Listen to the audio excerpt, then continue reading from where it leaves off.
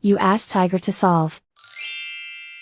This deals with linear equations with one unknown. The final result is d equals 17. Let's solve it step by step. Simplify the expression. Expand the parentheses. Simplify the arithmetic. Group all constants on the right side of the equation.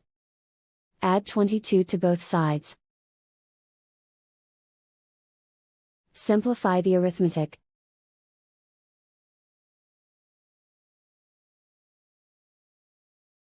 Isolate the d. Divide both sides by 2.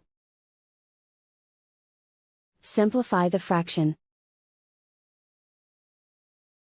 Find the greatest common factor of the numerator and denominator.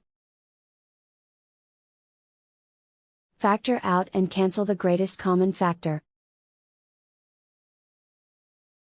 And so the final result is d equals 17.